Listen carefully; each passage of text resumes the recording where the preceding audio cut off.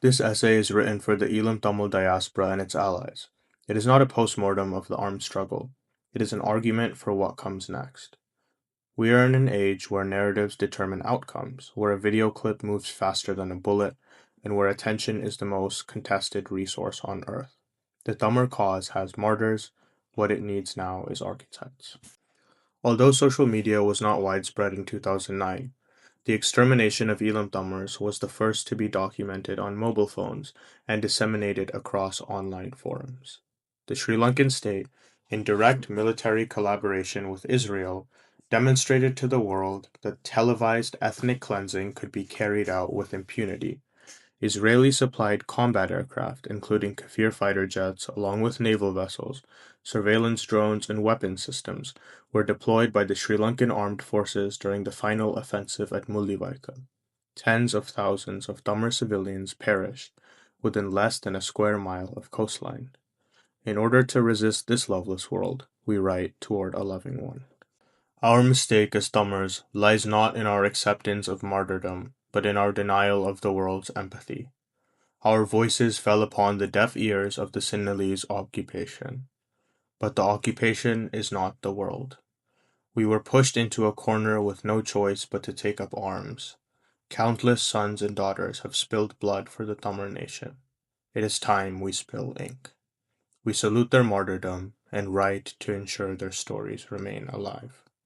The genocide in Gaza these past 3 years, for which Eelam served as blueprint, has taught us that armed resistance alone does not shift the tides of history.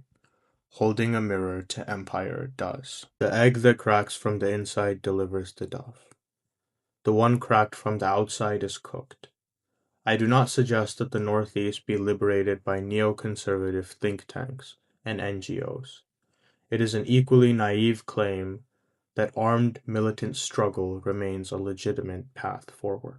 The people living under military occupation in the Northeast are barred by land, air, and sea, within an open-air prison. They are constantly harassed by the Sinhalese occupying forces, asserting an increasingly militarized blockade. This reality closely mirrors that of Indian-occupied Kashmir and the Israeli occupation of Gaza. The people are withered, exhausted, and barely alive. Elements of the diaspora continue to demand a call to arms. Their arms have been severed, ours have not. It is time to look inward. Another approach I seek to dismantle is the appeal to the Tamil Nadu state government, or to India at large, when nearly 100,000 Eelam Tamil refugees remain stateless on Tamil Nadu soil itself. The road to Jerusalem once ran through Damascus. Let us not underestimate that Madras too has its own roads to pave. This is not to portray the Arab states of the Levant as entirely apathetic to the Palestinian cause. It is simply to recognize that their state apparatuses are overwhelmed with internal concerns. We too must absorb the lesson that Jordan and Kuwait taught the Palestinians. We must be self-sufficient as a political movement, and more critically, as a media wing.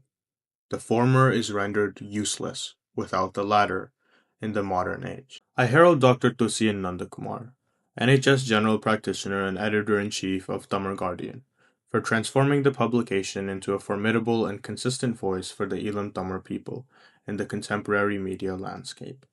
He brought sustained light to daily atrocities that would otherwise go unreported. Tamil Guardian originated as a print broadsheet distributed from the United Kingdom and Canada in the 90s. It transitioned entirely to digital publishing in 2011, with Thusiyan assuming editorial leadership and overseeing its growth into the only English-language platform consistently reporting from the Tamil homeland. His commitment to journalistic integrity has steadily eroded the international standing of the Sri Lankan state. He has exposed it for what it is, an economically crippled apparatus, funding a campaign of genocide and ethnic cleansing. He took the first serious step towards globalizing the Tamil struggle for statehood. I commend Kenu Suthakaran, professional MMA fighter and two-time Fight Star Championship bantamweight champion, for his commitment to educating his audience on the Eelam Tamil identity, and the struggle for independence from within the cage. Combat sports have come to serve a crucial role in shaping the male political psyche. President Donald Trump attends UFC events, and the sport has been co opted by alt right influencers. We have witnessed regions like Dagestan and Chechnya transition from near total obscurity in the Western imagination to popular travel destinations and subjects of mainstream cultural discourse. Bilal Muhammad, former UFC welterweight champion, has put a face to the Palestinian struggle, humanizing and popularizing the Intifada to conservative America in a manner once thought unthinkable. UFC is now more lucrative to bid on hosting than the FIFA World Cup. Abu Dhabi has offered asylum and citizenship to champion Khabib Nurmagomedov. Khabib ensured the Caucasian legacy would not end with him, through the fighters under his tutelage and the gyms fostering the next generation. Kenu has followed the same principle.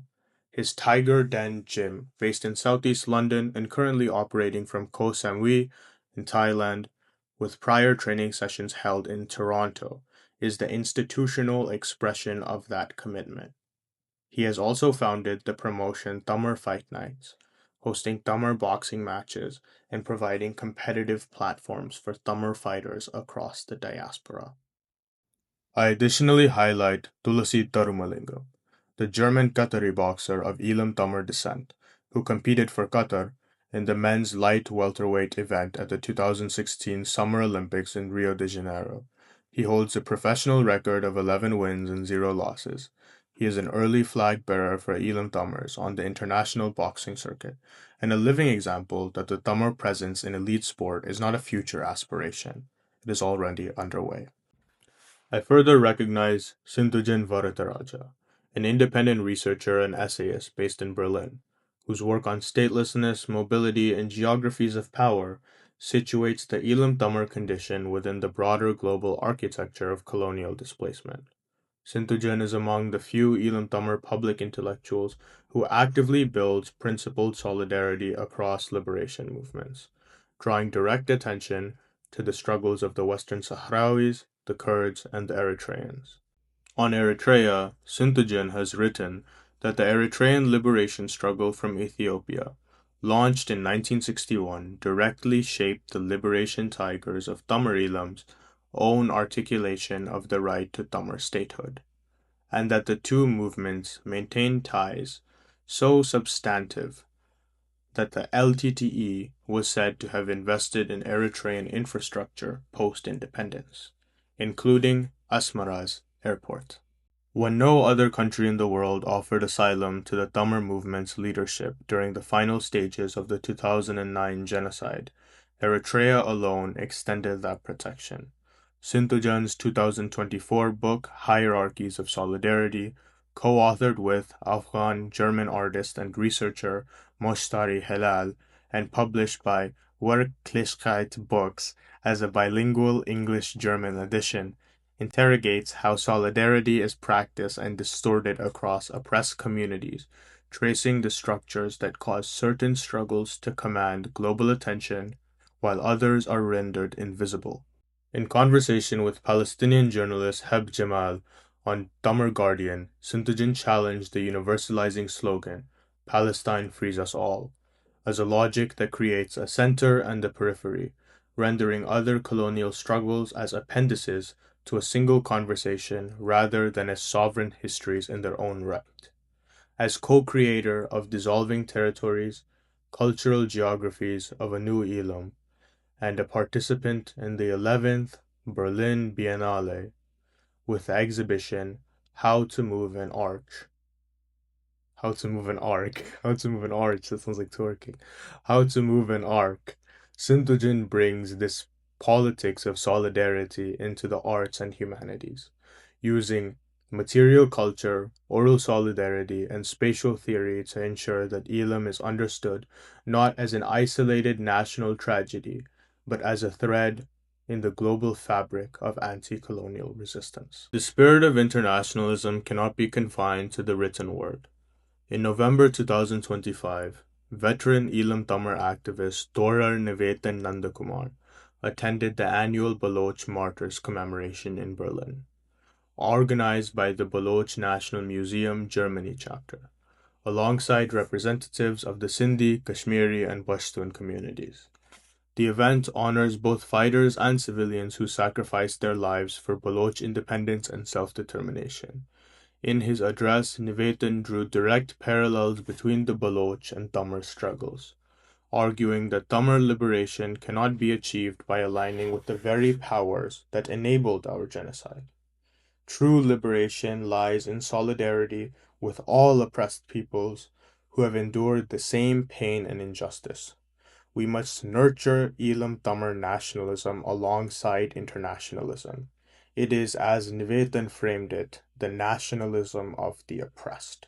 I recognize Devika Dharmapalan, Eelam Tamil and Goan filmmaker, musician and activist, whose scholarship at SOAS, University of London, grounds the Tamil liberation struggle in the frameworks of intersectional revolutionary feminism and black radical thought. Her book, My Pen is Sharp Like the Gun in My Hand, on the revolutionary feminism of the Tamil Tigers, challenges the legal and dominant cultural narratives that reduce Tamil Tiger women to victims or instruments of war, centering instead their poetry, testimony, and creative output as acts of conscience and political resistance. The title draws from a poem by LTTE cadre Vanadi, translated by Dr. N. Maladi, and the book features archival photographs by Roger Parton alongside a contemporary interview with the former LTTE member, constructing a living archive of gendered resistance against genocide.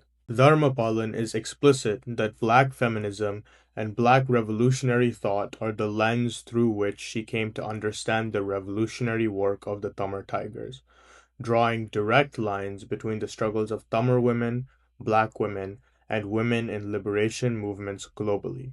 Her work confronts misogynoir and colorism as tools of white supremacist heteropatriarchy, deployed to discredit and erase women who take up arms, framing their participation not as brainwashing but as a feminist political act. From the Black Panthers to the Tamil Tigers, she insists that women in revolutionary movements are fighting for the future of feminism itself, and that their stories must be rigorously archived before they are swallowed by the silences of empire. The architecture of Tamil resistance in the algorithmic age requires not only artists, journalists, athletes, and scholars, but a politically mobilized student movement capable of translating grief into institutional consequence. In February 2026, the Tamil Youth Organization United Kingdom, TYOUK, in coalition with 22 Tamil student and youth societies across British universities, successfully pressured both the Oxford Union and the Cambridge Union to cancel planned speaking engagements with SLPP Member of Parliament Namal Rajapaksa, son of former Sri Lankan President Mahinda Rajapaksa, and heir to the political dynasty that oversaw the 2009 genocide. TYOUK's statement described Rajapaksa as a staunch defender of this genocidal apparatus, and argued that his platforming would grant legitimacy to a regime that constantly denied justice and accountability to Tamil survivors and victims' families. Their open letter demanded not only cancellation, but a formal apology from both unions to the British Tamil community and a permanent non-platforming policy for individuals credibly accused of war crimes and human rights abuses. It is worth noting this is not the first time the Oxford Union has withdrawn an invitation from the Rajapaksa family. In 2010, then-President Mahinda Rajapaksa was disinvited amid anticipated mass protests by British Tamil activists, drawing condemnation from Colombo and protests in Sri Lanka. The 2026 campaign demonstrates that this tradition of resistance has only grown sharper, more organized, and more legible to global institutions. Every individual named in this essay represents a distinct front in the same war. Thusiyan Nandakumar exposes the Sri Lankan state through journalism, Sinthujan Varatharajah situates Tamil statelessness within global anti-colonial theory. Devika Dharmapalan archives the revolutionary feminism the state tried to bury. Nivethan Nanthakumar builds the bonds of internationalism among the oppressed. Kenu Suthakaran and Thulasi Tharumalingam carry the Tamil flag into the global sporting arena. Tamil youth organization United Kingdom demonstrates that the next generation refuses to be silenced in the very institutions that have long legitimized empire. Together, they are architects. They are building the scaffolding of a Tamil state through global awareness, cross-cultural solidarity, and the hard-won legitimacy that armed struggle alone could never secure. The Sri Lankan state depends on our illegibility. Every time a Tamil voice is heard in a European gallery, in a university debate, in an international boxing ring, or in the pages of a global publication, that illegibility collapses further. The inevitability of Tamil Eelam will not be declared, it will be constructed, sentence by sentence, bout by bout, exhibition by exhibition, protest by protest, until the world can no longer look away. A link to the essay and my Substack, as well as my Instagram, will be linked in the caption below, as well as all of the sources that I used and further reading. Thank you guys so much.